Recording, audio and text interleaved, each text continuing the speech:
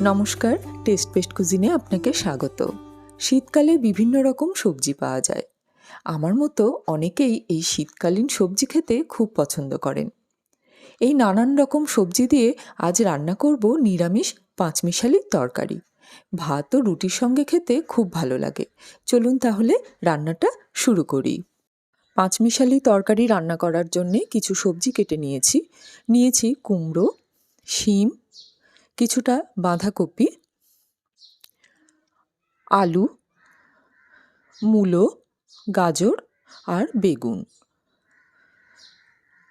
সব সবজি অল্প অল্প করে নিয়েছি। গ্যাসে কড়াই গরম করতে বসিয়ে দিয়েছি। কড়াইটা একটু গরম হলে শুকনো কড়াইতে দিয়ে দিলাম বিউলির ডালের বড়ি। 8-10টা বিউলির ডালের বড়ি প্রথমে শুকনো কড়াইতে নাড়াচাড়া করে গরম করে নিয়ে তারপর অল্প তেল দিয়ে ভেজে নিচ্ছি।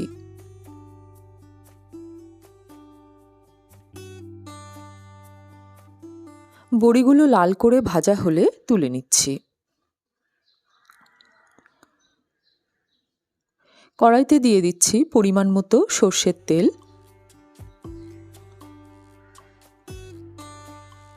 তেল গরম হলে দিয়ে দিচ্ছি 1/2 চামচ পাঁচফোড়ন, একটা তেজপাতা আর একটা শুকনো লঙ্কা দিয়ে দিচ্ছি।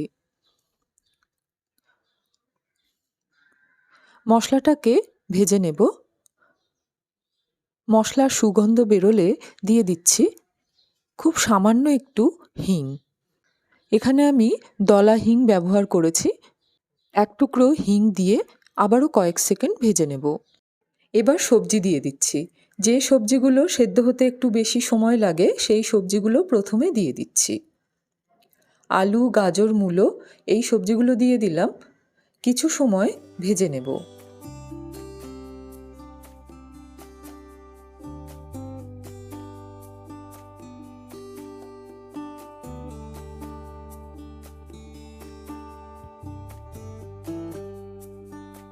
মাঝারি আঁচে রেখে সবজিগুলো 3-4 মিনিট ভেজে নিলাম। এখন বাকি সবজিগুলো দিয়ে দিচ্ছি। সবজি নিজেদের পছন্দ মতো নিয়ে পাঁচমিশালি তরকারি রান্না করা যায়। আমি এখানে কুমড়ো, শিম, বেগুন আর বাঁধাকপি এখন দিয়ে দিচ্ছি। এই সবজিগুলো সেদ্ধ হতে একটু কম সময় লাগে।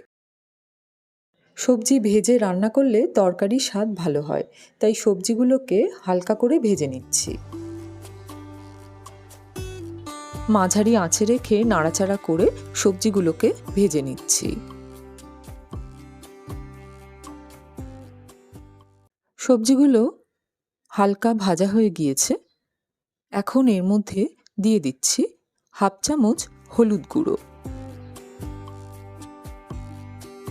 1 চামচ জিরের গুঁড়ো,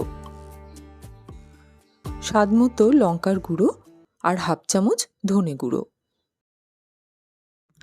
দিয়ে দিচ্ছি আদা বাটা 1.5 চা চামচ। সমস্ত মশলা সবজির সাথে মিশিয়ে নেব। এখনই নুনটা দেব না, নুন দিলে সবজি থেকে জল বেরিয়ে আসবে আর কষানো হবে না। মশলা দিয়ে সবজিটাকে কষিয়ে নেব, তারপর নুনটা দেব। ঘরোয়া সাধারণ রান্না যেটা প্রতিদিন বানানো যায়, সহজ এবং সুস্বাদু হবে এমন রান্নার রেসিপি দেওয়ার চেষ্টা করি। আপনি যদি নতুন হয়ে থাকেন, আমার রেসিপি যদি আপনার ভালো লাগে, অবশ্যই চ্যানেলটিকে সাবস্ক্রাইব করবেন। সবজিটা মশলার সাথে একটু কষিয়ে নেওয়ার পর নুন দিয়ে দিলাম 1 চামচ। মিষ্টির জন্যে গুড় পাউডার দিয়ে দিলাম। নুন আর মিষ্টি নিজেদের স্বাদ অনুযায়ী দেবেন। চিনির বদলে আমি এখানে গুড় পাউডার ব্যবহার করেছি। সবজিতে একটু মিষ্টি দিলে স্বাদ ভালো হয়। নুন আর গুড়টাকে ভালো করে মিশিয়ে নিচ্ছি।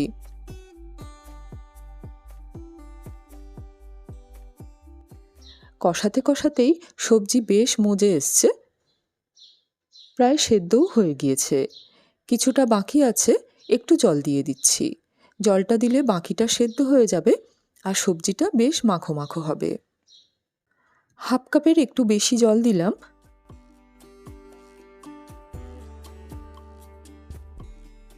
ফুটতে শুরু করলে ভেজে রাখা বড়িগুলো দিয়ে দিলাম। চেরা কাঁচা লঙ্কা দিয়ে দিলাম। এখন ঢাকা দিয়ে অল্প থেকে মাঝারি আঁচে রেখে রান্না হতে দেব। ঢাকা দিয়ে 4-5 মিনিট রান্না করে নেব। এটা রান্না হতে থাক, সেই সময় একটা ভাজা মশলা তৈরি করে নেব। শুকনো কড়াইতে গোটা মশলা দিয়ে দিচ্ছি। ছোট্ট এক টুকরো দারচিনি, একটা লবঙ্গ, একটা এলাচ আর একটা তেজপাতা ছোট টুকরো করে ছিঁড়ে দিয়ে দিলাম। একটা শুকনো লঙ্কা, 1 চামচ গোটা ধনে, 1 চামচ গোটা জিরে আর কয়েকটা গোলমরিচ দিয়ে দিচ্ছি। অল্প আঁচে রেখে মশলাটাকে নাড়াচাড়া করে ভেজে নিচ্ছি। মশলাটার কালারটাও চেঞ্জ হয়ে যাবে আর মশলাটা মচমচে হয়ে যাবে। তখনই গ্যাস অফ করে মশলাটাকে নামিয়ে ঠান্ডা করে নেব। গ্রাইন্ডার জারে নিয়ে নিয়েছি, গুঁড়ো করে নেব। 4-5 মিনিট সবজিটাও রান্না হয়ে গিয়েছে, ঢাকা সরিয়ে দিলাম। গুঁড়ো করে মশলা দিয়ে দিচ্ছি। 1/2 চামচ মতো মশলা রেখে বাকিটা দিয়ে দিলাম। 1 চামচ ঘি দিয়ে দিচ্ছি। নিরামিষ তরকারিতে এই ভাজা মশলা আর একটু ঘি দিলেই তরকারির স্বাদ খুব ভালো হয়। হালকা হাতে মশলা আর ঘি মিশিয়ে নিচ্ছি।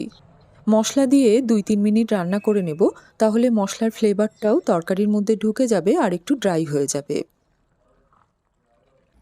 তরকারি বেশ মাখো মাখো হয়েছে। নুন মিষ্টি দেখে নামিয়ে নিতে হবে। গ্যাস অফ করে দিচ্ছি। খেতে দারুণ হয় এই নিরামিষ পাঁচমেশালির তরকারি। শেষে একটু ঘি আর ভাজা মশলা দিয়ে তরকারিটা নামিয়ে নিলে দুর্দান্ত লাগে। খুব সহজ এবং সুস্বাদু এই রেসিপি যদি আপনার ভালো লাগে অবশ্যই বাড়িতে একবার বানিয়ে দেখবেন। রেসিপি যদি ভালো লাগে ভিডিওটিকে লাইক করবেন আর বন্ধুদের সাথে ভিডিওর লিঙ্কটা শেয়ার করবেন। চ্যানেলটিকে সাবস্ক্রাইব করা না থাকলে সাবস্ক্রাইব করে পাশে থাকা নোটিফিকেশান বেলটিকে প্রেস করে দেবেন নতুন ভিডিওর নোটিফিকেশান পেতে। আজ আসি, আবার আসবো অন্য কোনো রেসিপি নিয়ে। ভালো থাকবেন, সুস্থ থাকবেন। ধন্যবাদ।